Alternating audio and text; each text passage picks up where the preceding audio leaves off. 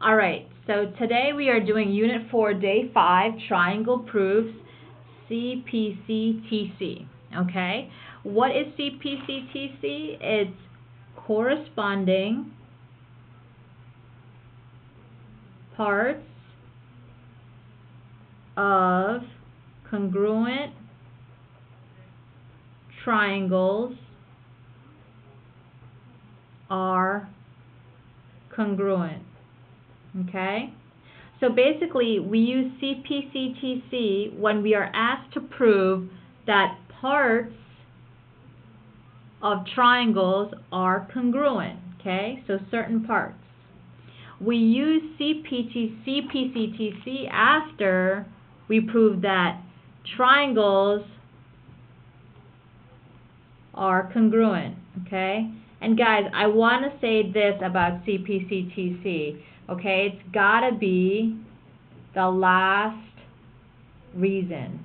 Okay, can you all see that? Last reason. You cannot see CPCTC in the middle of the proof. Okay, so it's super important. All right, let's see some examples. All right, we've got YZW and YZX are right angles. Okay, so right there. YZW is right here, and YZX are right angles, and that's given. Okay, so I mark as I go. YW and YX are congruent. Okay, so that's given. Awesome. And then now let's look at this. YZ is congruent to YZ. I love that reason. Reflexive. Okay, they're both YZ's in both triangles. And now we can say that triangle YWYZ is congruent to triangle XYZ because of hypotenuse leg. Alright, there's that right triangle. And now, because these triangles are exactly identical twins, the parts that correspond or match up are also congruent. So we can say that WZ, I'm going to put a special star on. WZ is the same thing now as XZ because they're congruent. So that's CPCTC. Okay? That's how we use it. Again, you see it, it's the last reason. All right, let's do another one. Okay? So it says here, read, PS is parallel to QR. Angle QPS is congruent to SRQ. We've got to prove that PQ is congruent to RS. Okay, let's go to work. PS is parallel to QR. Okay, so I'm going to mark them parallel, right? You know how to mark things parallel, so that's given. Okay, and then it says now PSQ is congruent to RQS. Okay, so let's look at that. PSQ is right here, and then SRQ. So wait, hold on one second. My bad. QPS, oops, ignore this. QPS is congruent to SRQ. SRQ.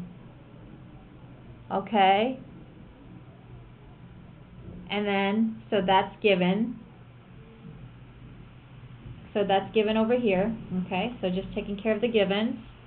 And then this one, PSQ, is congruent to RQS. So PSQ, right here, is congruent to RQS, right here. Okay, so I'm going to give these 2 marks, all right? Notice with that, anytime they give us this, you guys, that means parallel. You're always trying to look for Z's, right? So look, I'm going to show you the Z right here. So right here is that Z. What kind of angles make a Z? You all know that that's alternate interior angle, right? Because we're working with parallel lines. Okay? And now, my favorite, QS is congruent to QS. That's reflexive. It's in both triangles. Okay?